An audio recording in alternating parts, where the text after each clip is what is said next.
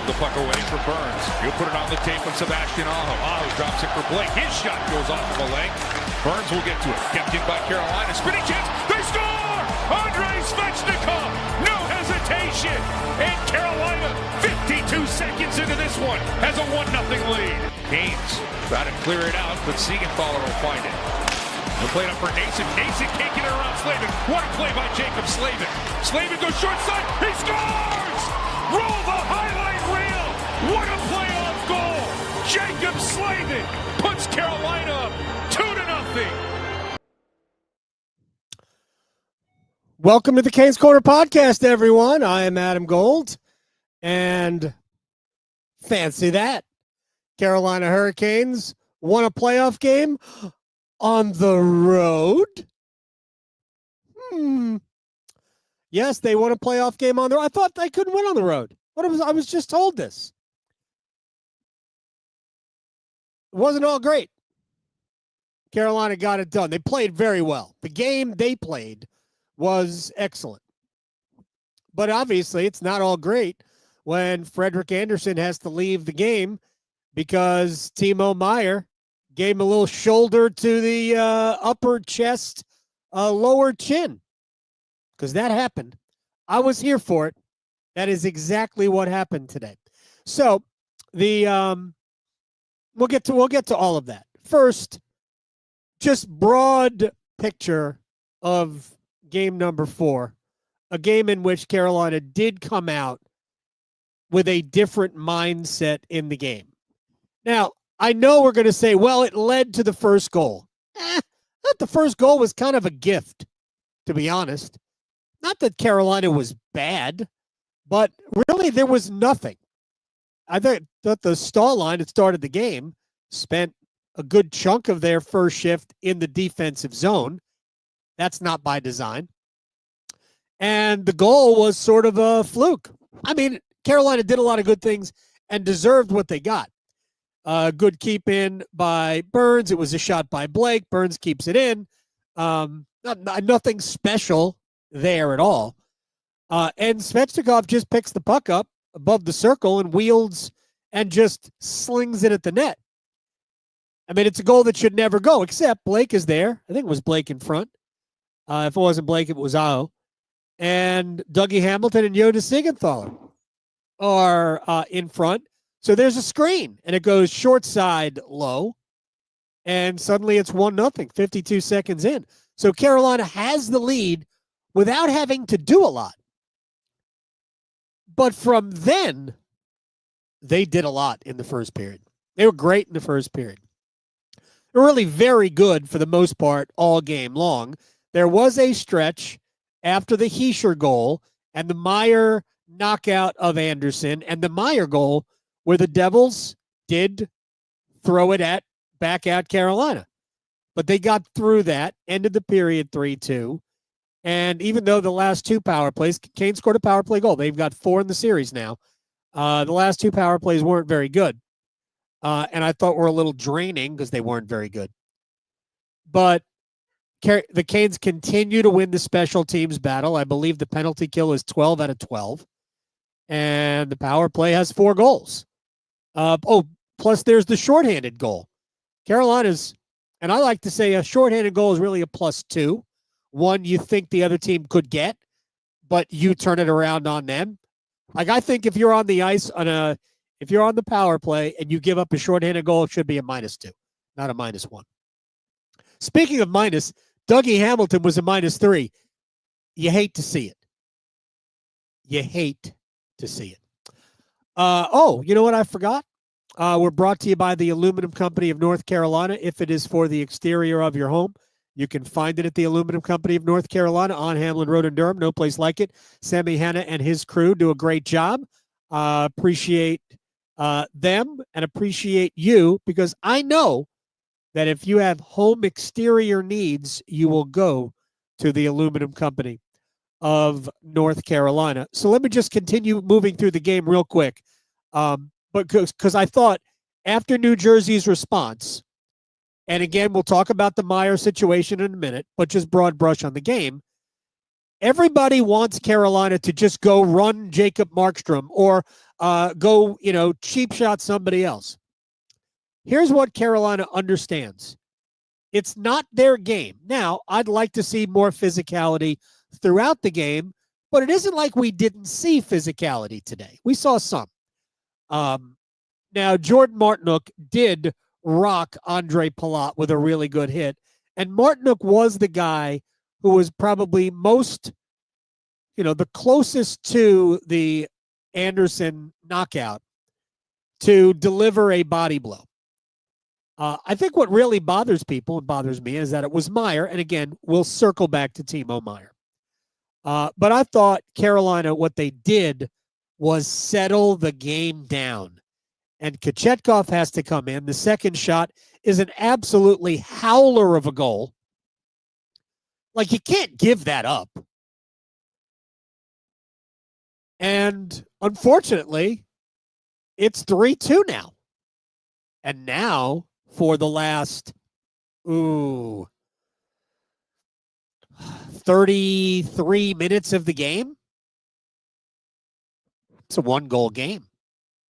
Until the Burns goal late, it's a one-goal game. And now you got a goaltender who might be fighting his confidence and a team that knows they can't give away a 3-goal lead in a playoff game, because that's the reality of what would have happened. But Carolina, as a group, just circled those proverbial wagons and got it across the line and won a game. Burns' goal, which really was aided by Martinook. It's sad that Martinook doesn't get anything from it.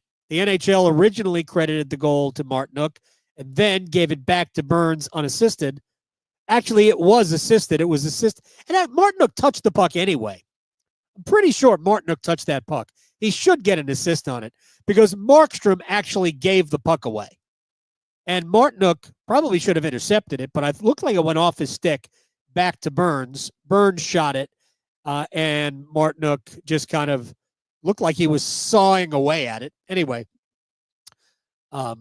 it goes in. Doesn't matter who put it in. A Hurricane. It's in the net. It's behind the New Jersey goalie across the line. So even if we just say it's a Canes team goal, it counts. And then Svechnikov gets the empty netter. But Andre got the first goal. Andre got the power play goal to make it 3-0. And then he gets the empty net goal. So a hat trick for Andre. I thought he was mostly really good in the game. And then, of course, the 3 goals matter. But he did have some squirrely moments with the puck that we need to address. I think the head coach will probably address it. Don't give the puck away deep in your own defensive zone. That would be my advice. But broad picture, I mean, Carolina played the game they needed to play today. They were better than New Jersey, like New Jersey was better than them in Game 3. All right, now let's get to Timo Meyer. So we've already seen Dirty Timo, right?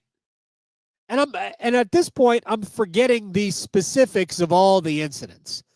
But we have already established that Timo Meyer, dirty is not really the right word, because I know it's going to sound like semantics. I don't necessarily look at what Meier did to Andersen as a dirty play. I really don't think the intent there was to injure Andersen. He didn't hit him hard enough, really, to injure Andersen, although, let me backtrack that. It is Frederik Andersen, made of glass. So the result of the play is an injury. Now, but what Meier clearly did was, I mean, this is the guy that has robbed me how many times of goals? In basically every game. Meier could have 4 goals in the playoffs. He's got 1, the bad goal that Kochetkov allowed. Because Freddie has saved his best for Timo.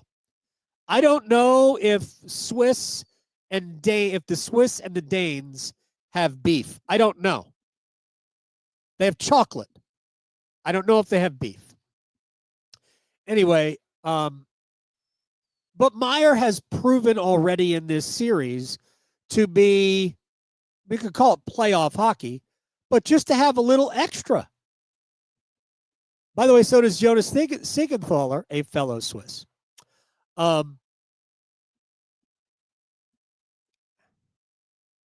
So Meier goes in, and Tripp was right. Meier goes in looking for the puck to score, but his momentum is stopped, and then he continues it. It wasn't an elbow. It looked like a shoulder finished right through the chest. Now, was it a big hit? No. Was it worth a 5-minute major? No. And in that situation, I'm pretty sure the rule says it's either a 5 or it's a 0, and that wasn't a 5. So it's a 0. Got to live with that. Now, I totally understand why the officials would miss that call, given that the puck was right there. Can you sense the sarcasm? I don't for the life of me know how you miss that call. That is gross incompetence to not call goaltender interference 2-minute minor. That's all the call is, 2-minute minor. Gross incompetence that is not a penalty. So, because that was my initial reaction. I don't know if you followed me. I was tweeting. I was blue skying today. And my initial reaction was, how is that not 2 minutes on Meier for goalie interference or roughing? Call it what you want. But it should have been a penalty on Meier. Now, the officials did what they could in that situation after the fact, making up a 5-minute major for a hit to the head. And then they looked at the video and went, that's not a major penalty. So there you go. And we end up with no penalty. And the lemon juice in the paper cut is Meier scoring like what? 2 shifts later? That sucked. I hate it. But all of that sucked. Now, in the grand scheme of things, at least Pyotr Kochetkov is in the series now. Hopefully Andersen will be fine. Freddie had been spectacular in almost 3.5 games. Absolutely spectacular in almost 3.5 games. Hopefully, A, he'll come back, and B, he'll come back the goaltender that he left. And if it doesn't, well, this is where we are, and this is where we've been all season long, where goaltending was kind of an X factor. You don't want it to be an X factor. You want it to be a known. You want it to be a given in the geometric theorem that is NHL playoff hockey. But it's possible, and we have to allow for this, that goaltending will be the box of chocolates. Now, a couple of things. There were some changes today. Real quick, I know there was a lot of heat. I thought if I were Rod, I would have started Kochetkov in the game. But I understand why he's not. And Tripp and I talked about it during, in the pregame show. Think about the Pyotr Kochetkov that we saw the last however many starts of the regular season. If you didn't have to, would you start him? If you're being honest, and I am happy to be honest here, if I didn't have to start him, I wouldn't start him. And you even have to go in going, well, can I afford to sacrifice a game? And the Hurricanes won on Friday night in double overtime. I think if you're Rod Brind'Amour, you could sacrifice game 4 by starting Freddie. But in a 2-1 series, knowing that if it gets back to 2-2, whether there's momentum game to game or not, the Devils feel a lot different. And you take your chances, and you know that you have the possibility of wearing Freddie out, but you have to get out of the series, so you've got to play him in game 5. So there's a risk, and I said this before the game. To me, this was the first dice roll by Rod Brind'Amour in the playoffs. Starting Andersen for a 4th consecutive day, knowing his history, and knowing he was going to come back in game 5, that's 3 games in 5 days. Freddie hasn't done that since last year. Last year, he has not done 3 games in 5 days. And Rod said before the game to me that, yeah, Freddie's had a lot of rest this year. But what it speaks to is I don't really trust Kochetkov. And that's what it really comes down to. Not trusting Kochetkov in this particular game. Now, had to use him, no choice. And after the bad goal, he was fine. I wouldn't say that he had to do anything spectacular. There were a couple of rebounds I didn't love, but he was fine. Did his job. Actually handled the puck pretty well, which is good. Better than Jacob Markstrom, who I believe should get the primary assist on the Burns goal. So that was that decision. And I understand what Kane's Twitter is. I'm mad at Kane's Twitter right now, by the way. A bone to pick with all of you. And I'll just say this very quickly. Canes are in the playoffs 7 years in a row.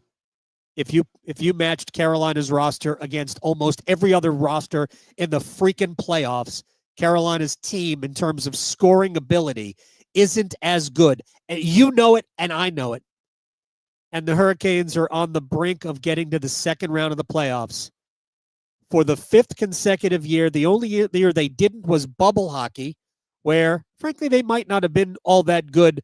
They didn't get past Boston, but they swept the Rangers. So that would be the only year they didn't advance at least to the second round. And all you people can do is bitch. I am blown away by that. Now I move on. I'm done. The other decision Rod made today was Roslovic out, Jankowski in. I kind of thought he would do that, especially since Roslovic was at least partially responsible for the overtime game winner by Simon Nemec.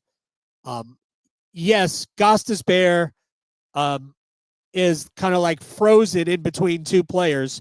You should be taught to always go after the player with the puck. Gostisbehere didn't, but he's also expecting help from Roslovic, which doesn't come because Roslovic is admiring the play. And I thought going into the game that it might be better to play Jankowski anyway.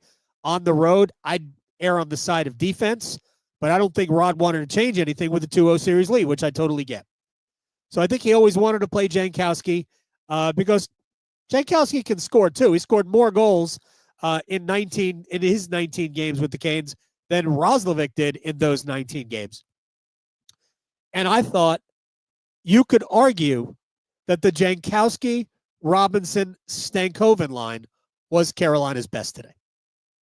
If you wanted to make that argument, I think Tim is crediting me with a swear. Thank you, Tim. But I think you could argue that Jankowski was that line was their best line today. Didn't play, a lot, but they were really good. And I don't believe he'll change it. I think that'll be the line we'll see. I think this group, we might see the forward lines kind of mixed around again. I kind of dug a lot of what I saw today. But I think you'll see Jankowski stay in the lineup. He wants to get Tyson Jost in too. So if there's any hint of an injury to somebody, and I think there are a couple of players who are a little banged up, I wouldn't be surprised to see Tyson Jost in the lineup. So here's the thing. We've been looking for Andrei. We've been looking for Andrei to be Andrei. I thought we got a pretty close version of that today. I don't think it was as good. Like first goal is great. First goal is lucky. Good screen in front. It's not really a play. The whole thing is broken. He just slings it at the net. It goes in. And I'm not taking anything away from him. I'm glad he shot the puck because we have seen him not shoot the puck when he really should before.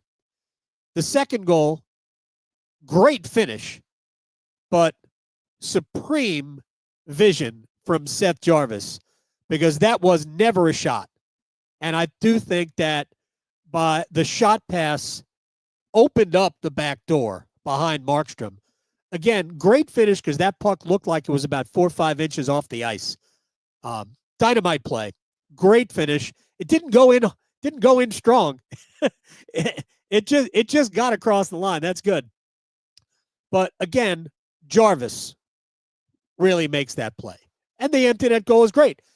Jackson Blake is a smart young man. Andrei's on the ice. Let me get him the puck. The empty net wizard that is Andrei Svechnikov. So, but Andrei played a good game otherwise. 6 shots on goal. He had 5 hits. All of that. That's what we want. I don't need Andrei to have a hat trick every game, but I don't not need it. So, Andrei, don't take that the wrong way. I'm not telling you to not score. I'm just telling you I don't need you to put a hat trick up on the board every game. But I need you to play with a physical presence and be direct and not try to be fancy.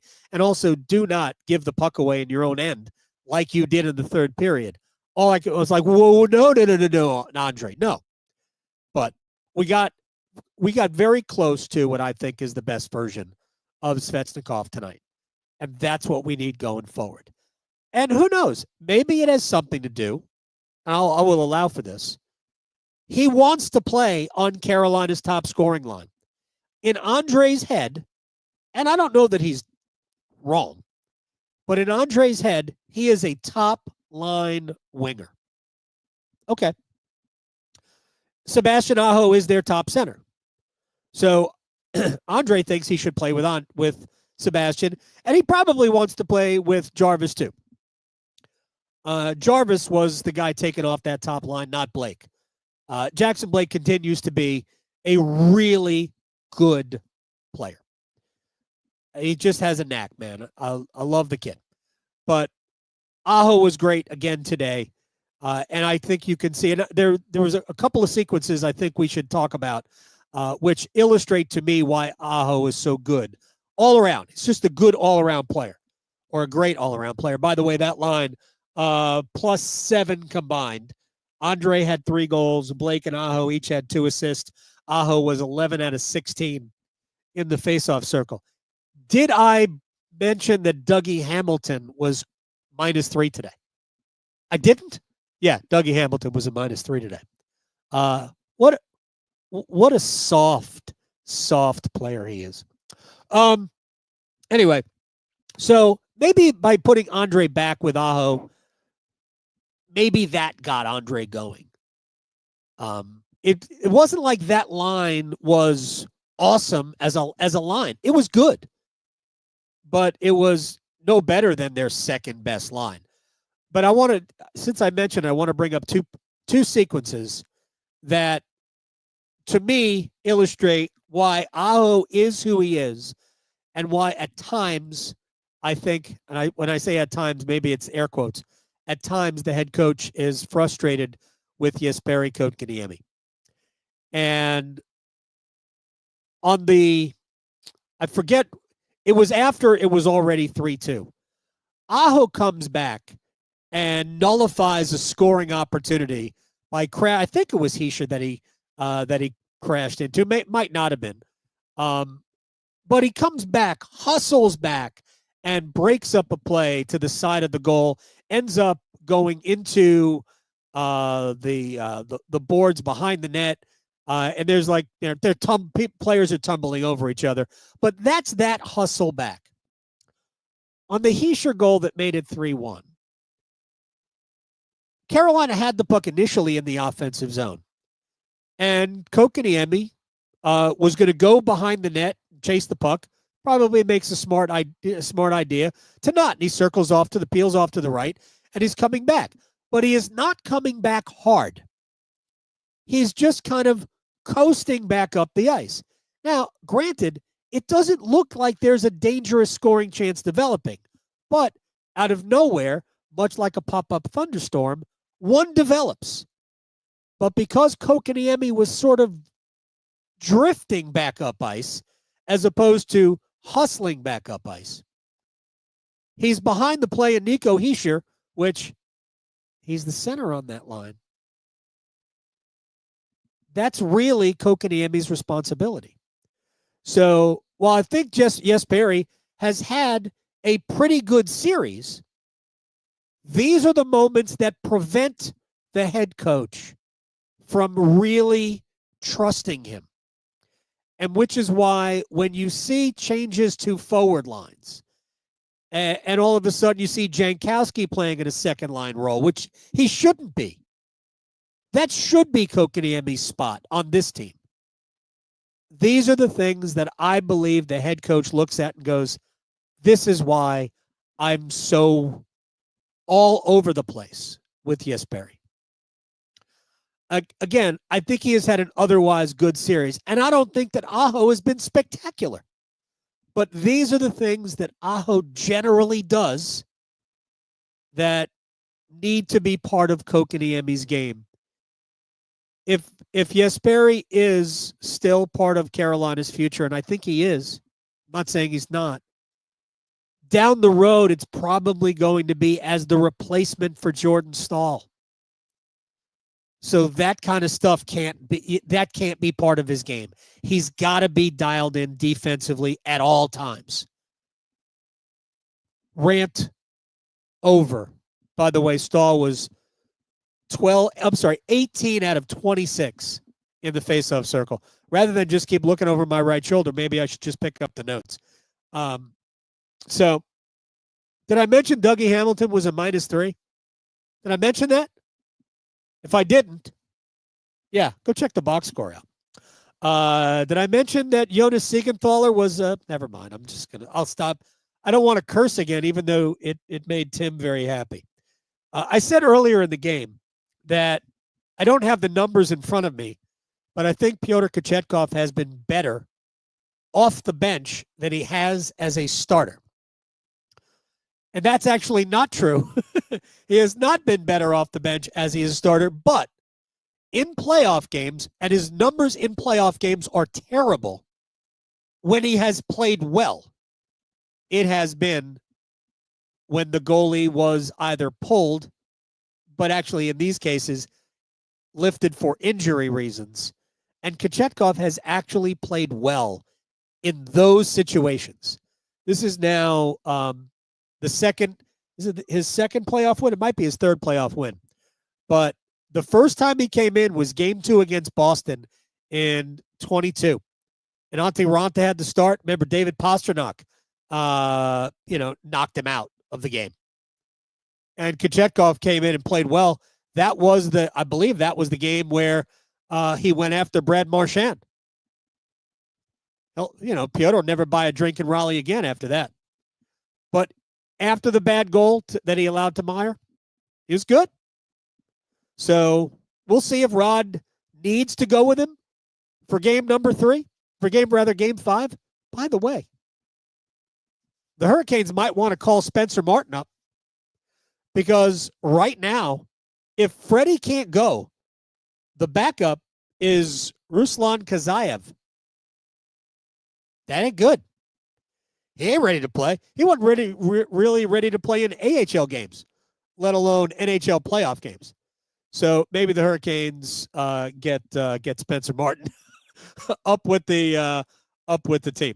Anyway, one more thing before we get out of here, and this will be once again me acting like I'm defending the head coach, but I don't mind doing it in this situation.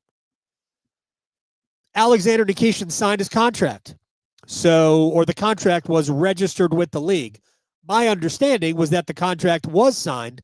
The Hurricanes just had not sent it to the league to go through the normal protocols, because they wanted him to play, or they wanted to leave the option open for him to play in the American Hockey League, the playoffs. Once that contract is registered, he can't play. Can't play AHL playoff games. The reason for that, I do not know. But that was the reason, that they had not registered the contract with the league. So, now that he is a full-fledged Hurricane, and I got to announce him as one of the healthy extras tonight, Hurricanes fans cannot fathom that Alexander Nikishin can't play. Why isn't the head coach using him? Why are we consistently throwing out Brent Burns, who is to them a mannequin, who's got his skates on the wrong feet? Orlov, who's awful. Gost is all of this. I'm obviously I'm a little being hyperbolic here, but this question was asked of me several times. You can't tell me that Alexander Nikishin isn't better than any one of the 6 players that Rod Brind'Amour is starting. And I'm like, to be honest, Alexander Nikishin might be better than 5 of them as a player for the future. Now, I'm not even talking about looking at his potential. Right now, Alexander Nikishin might be better than everybody not named Jacob Slavin. That isn't the question. That's not the right question. The right question is, can he, without ever playing a game in this system, in a playoff game, can he help this team better than any of the 6 that they have on the roster? And the answer is unequivocally no, he can't. That's why he's an emergency. Somebody will have to be hurt.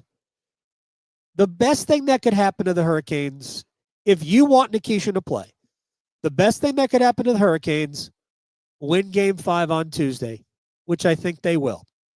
And by the way, thank me for today's win, because I thought it was worth a very small amount of my American currency, because the Devils were plus 150, and I thought we call this the emotional hedge. So I bought the Hurricanes a win. I sacrificed some money, very small amount, so that I could lose a bet, because I lose way more bets than I win, so the Hurricanes could win. Now, back to the story. The best thing that could happen, win Game 5, get like 4 days off, 5 days off, have 2 practices within that span. Alexander Nikishin gets a couple of more practices with the team, does more video, and then he becomes first guy off the bench if somebody's hurt. Because if somebody got hurt, let's just say giggles, Sean Walker's hurt. Not, but let's just say. I think Riley Stillman would probably draw in, and all of your heads would explode. He's got to go through a couple of practices, more than the 1.5 that they had. He's got to go through more. There are no more games to play. So can't explain it any better than that. You just can't throw a defenseman on the ice. He ain't Cale Makar. Okay? And in talking to Eric Cole, when we talked about a guy like that drawing in, he goes, because I talked about, we were talking about Martin Necas, and I mentioned that he was thriving in their system, and Cole went, haha, that's funny. You just called Colorado a system. So, look, every team does things differently a little bit, right? Colorado is, hey, you guys are good. Go play. Sometimes it works. They did win a cup. They do have Nathan McKinnon.